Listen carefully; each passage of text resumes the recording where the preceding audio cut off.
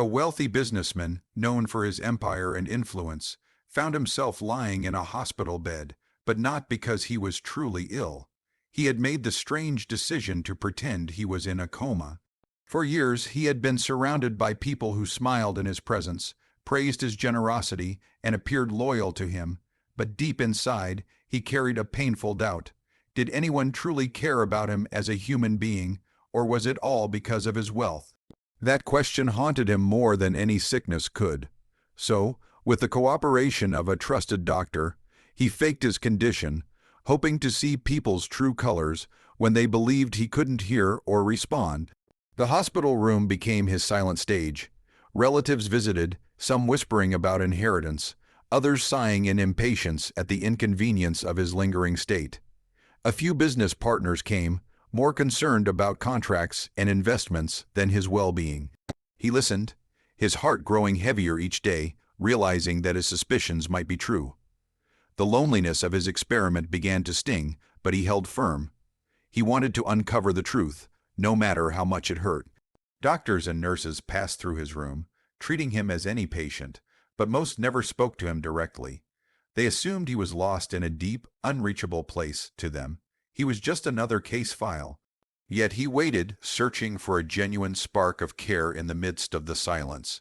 Beneath the stillness of his body, his mind was wide awake, wrestling with doubt, fear, and a desperate hope that perhaps someone, anyone, would see him not as a millionaire, but simply as a man who needed compassion. This was the beginning of a test that would change his life forever. Every morning, when the room felt heavy with silence, a young nurse would step inside carrying more than just her medical tools. She carried warmth. Unlike the others, who checked his vitals quickly and moved on, she lingered by his side as though he were fully awake. She greeted him with a cheerful good morning, and adjusted the curtains to let in sunlight, as if she wanted him to feel alive, not forgotten. She spoke to him as though he could answer, telling him about little things, how the weather had changed, how the flowers in the hospital garden were blooming, or even how clumsy she had been spilling her morning coffee. Sometimes she read aloud from books, her voice soft and steady, filling the sterile room with a sense of comfort. On difficult days, when his eyes watered though his body remained still, she gently wiped his tears, whispering, "You're not alone. I'm here." The millionaire, lying motionless, was stunned. He had expected indifference, perhaps routine medical care, but not this depth of kindness. Each word she spoke pierced his heart, making him question why she cared so deeply for someone who seemed unreachable. She never looked at him with pity or calculation. Instead, she treated him as though he were human first, patient second. In the silence of his act, he found himself wondering, what drove her to this level of compassion? Why waste so much care on a man who couldn't even respond? Her kindness unsettled him because it was genuine, untouched by greed, untouched by the weight of his fortune. For the first time in a long while, he felt something money had never been able to bite, true human connection. And silently, he began to wait for her visits as if they were the only light in his hidden world. Late one night, the hospital halls grew silent, the distant hum of machines the only sound echoing through the ward. The millionaire lay still in his bed, eyes closed, maintaining his charade. He had grown accustomed to the rhythm of her visits, the nurse's gentle words, her quiet presence. But tonight felt different. She entered slowly, her steps heavy, and instead of her usual cheerful tone, she sank into the chair beside him with a weary sigh. For a long while, she said nothing, only holding his hand as though he might feel her touch.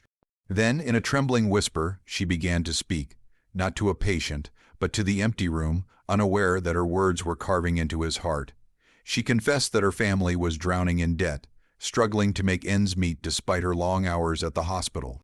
Her mother's health was failing, and she desperately needed surgery they could never afford.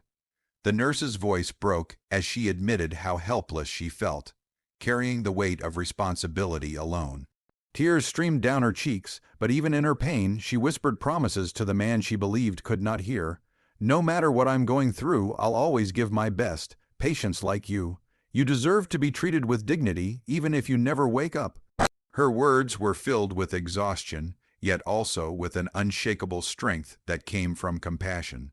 Beneath the still mask of his coma, the millionaire's heart trembled. He had spent years measuring people by what they wanted from him, but here was a woman who had nothing, yet still gave everything. Her confession was not a plea for help. It was a glimpse into her hidden pain and extraordinary selflessness.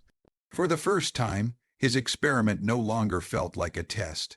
It felt like a lesson he was meant to learn. The morning light spilled into the room, casting soft rays across the bed where the millionaire had lain motionless for weeks.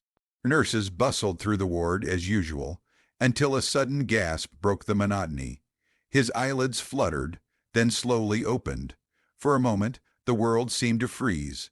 The man who was supposed to be lost in a coma was awake, alive and aware. Doctors rushed in, astonished, checking monitors and calling out instructions, but the millionaire wasn't looking at them. His gaze went past the chaos, locking onto the young nurse who stood frozen at the doorway, her eyes wide with shock. Tears welled in his own as he struggled to speak, his voice raw but steady. "Thank you for seeing me as more than a patient, for caring when you didn't have to." The room fell silent as his words hung heavy in the air. Then, with a deep breath, he confessed the unthinkable. He admitted he had never been truly in a coma. He had been testing the people around him, desperate to know if anyone could care for him without money, without influence, just as a man.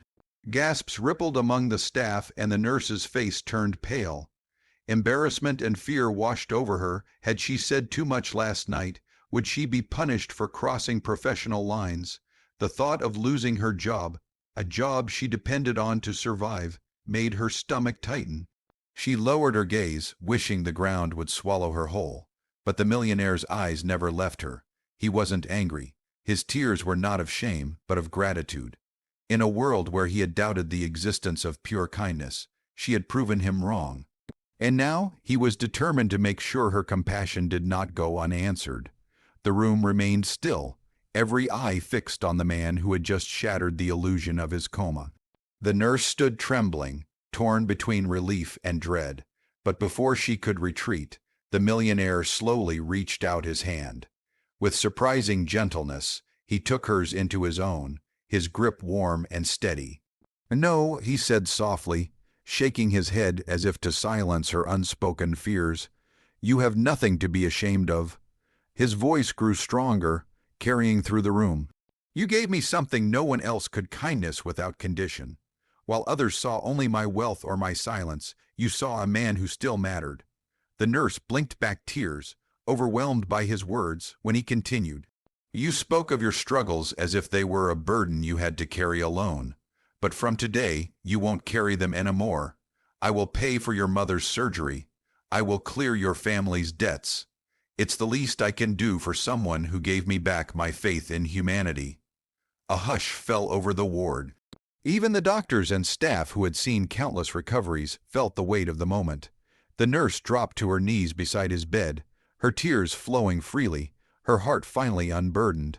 "I don't know how to thank you," she whispered, her voice breaking.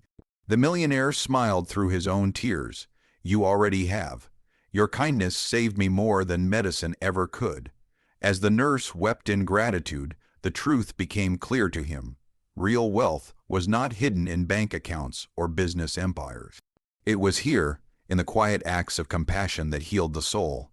And in that moment, both patient and nurse discovered a treasure far greater than gold, the power of humanity. In the end, the millionaire's unusual test revealed something far greater than he ever expected. He went searching for proof of human sincerity, and instead found it in the quiet compassion of a young nurse who gave without expecting anything in return. Her kindness, born out of struggle and pain, became the very medicine his soul had been longing for. By opening his eyes, not just literally, but to the true meaning of humanity, he discovered that wealth has no value if it cannot be used to heal, to lift, and to love. The nurse's tears of gratitude and his promise to change marked not just the end of his experiment, but the beginning of a life measured not in fortune, but in compassion. And so, this story reminds us that the richest people are not those with the most money, but those who choose to give selflessly, even when no one is watching.